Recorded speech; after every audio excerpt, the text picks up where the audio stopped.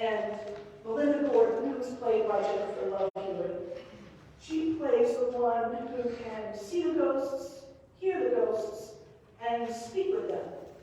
And so she helps them finish their unfinished business. And then at the end of every show, you see the light. And the person looks at it, and they don't know what it is, and she says, just go ahead, walk to the light. And sometimes they'll ask her, well, what's there? And she'll say, I don't know, but I hear it's really good. Jesus is that light that we know of. And I believe that is insinuated in that show. At least that's what I pick up. Isaiah, the 8th century prophet, pointed out that into the communities of Zebulun and Naphtali, there would come a light. And this would be the one of God. And this one would be known in these places as a sign of God's deliverance. And it would come in the birth of a baby. If you read further in Isaiah, we get the beautiful Christmas passage about the one born for us who crashed. Well, I'll get to that. But anyway, this light will crash the gloom and despair that the people in Isaiah's time knew when the Syrians were oppressing them. And this one of God will give them reason to celebrate. Because as we read today, the oppressed will go free, and the military oppressor's might will be broken. And this one will be it'll be the announcement of this one's birth that will begin the reign of justice and righteousness. And this one is Jesus, who in today's gospel moves from Nazareth to Galilee, the land of Zebulun and Naphtali that Isaiah spoke about. This one of God is the light, who Isaiah prophesied would come. Because when we read further, I jumped ahead of myself before, that a child would be born. This one would come as a baby. And this one is the one we knew as, or we know as the wonderful counselor, the mighty God. This is the one with authority. This is the promised descendant of David, who called the disciples, who were mending their nets and cleaning their boats. And I wonder if when the disciples were called, Andrew and Simon, James and John, if they had a clue what lied ahead of them when they dropped everything and followed Jesus. We don't know if they asked any questions. Those aren't in the reading. But it seems that they simply dropped everything, and they followed Jesus. What? No plot? No parable? No questions? They just leave the family business and go? Could they have known? Did they have any idea what they were getting into? I'm guessing not. Do any of us, like when you said yes to your faith, did you have a clue what you were getting into? We were all called, and we all continue to be called. Many of us were born into the Christian faith, right? And we were baptized, and our parents made promises for us. But there came a point where we matured enough to own our faith, to say, yeah, this is the faith that I want. And for many of us here, we said that, and church will be a good place to grow that faith. And it will be a good community in which to grow that faith. What did you know, whether you're not a paid person or a St. Andrew's person or even a visitor, what did you know about St. Andrew when you came through those doors? And for those of you who said yes to St. Andrew, in terms of becoming a member, or through confirmation, or when you walked through these doors as an adult and said, this is where I want to be? Did you know what you were getting in for? Did you know that Jesus was calling you? Perhaps through the voice of somebody else, but you were being called. Some people would have some things that they would say yes to, and other people would have things that they would say no to.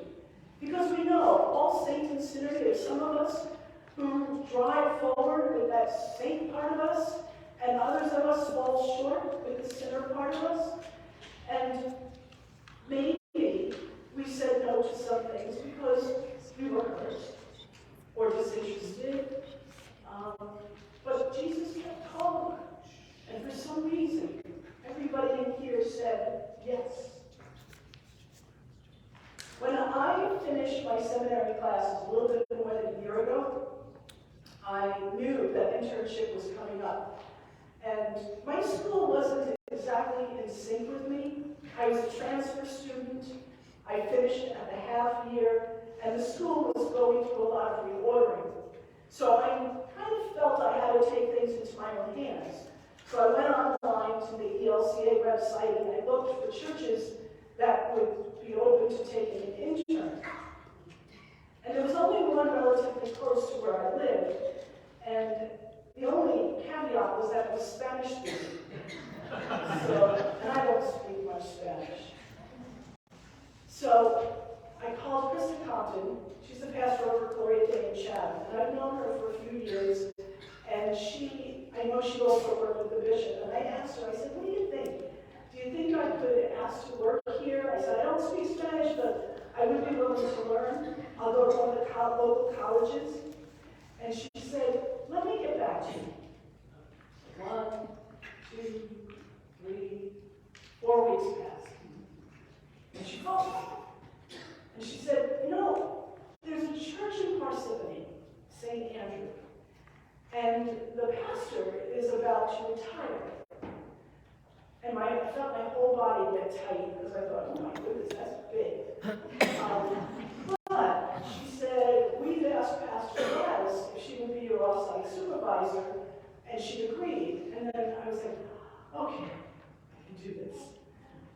And all the rest was a shot in the dark. I didn't know what the sanctuary looked like. I didn't know half of you. I didn't know any of you. We all say yes with a bit of blindness. And nothing is wrong with this. Because answering the call of Jesus takes faith. It takes trust. Just the same as it took faith and trust of the first disciples. We're all asked to follow Jesus, not just once, but over and over. And we are called to be the light as well. So it's not only the light that calls us, Christ the light that calls us, but Christ calls us to be the light.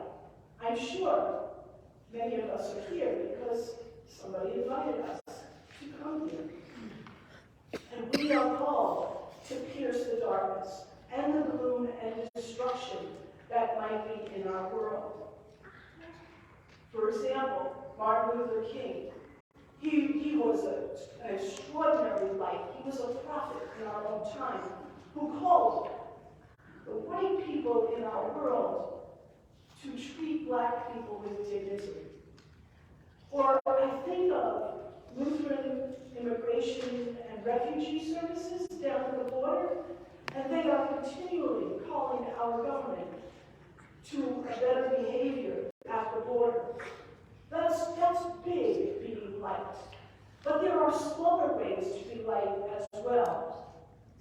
And I think of Friday night, where you, Lisa, and Rick opened up game night to the 2 Austin girls who got their gold and silver awards. And they invited some friends. There were a bunch of St Andrew people here. There were about 50 people here to celebrate those girls. And they only moved here 5 months ago. And they moved without being able to be awarded their gold and silver awards. And so it was really special that we opened up our doors for them to do that. That was being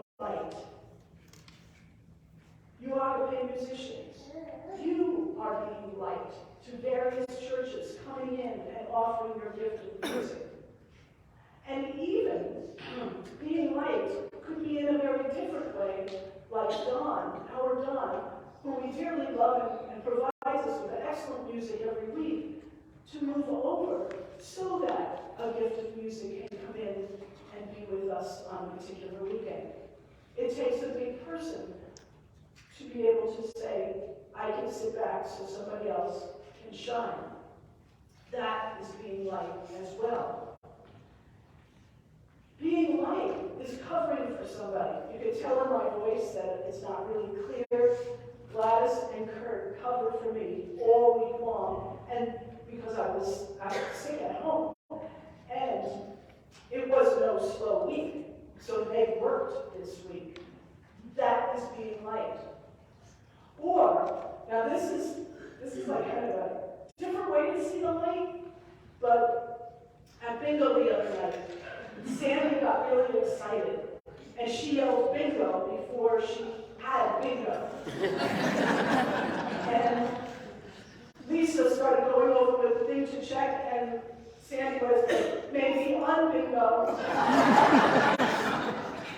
And, you know, we all laughed, just like we did now, but it made me think of our economy, our personal economy, our personal social lives, our personal political lives. How much do we want to be the best? Do we want to be the winner? Do we want to be on top? And we forget to notice a mistake if it happens to be there. And so there are times when we won't want to say on bingo. We want to say bingo. We want to be on top. We want to be the winner. But it is to be the light, to admit that I don't have it all, that I'm not the winner today. We are brothers and sisters, standing at the foot of the cross, standing at the death and resurrection of Jesus. We are challenged by the word, by Isaiah, claiming that a light is coming into our lives. And we are comforted by the gospel because that light is Jesus, is with us. And we are welcomed into the community of light through our baptism and strengthened for the journey through the Eucharist. So, we can sing, my God is my light and my salvation. Of whom should I be afraid?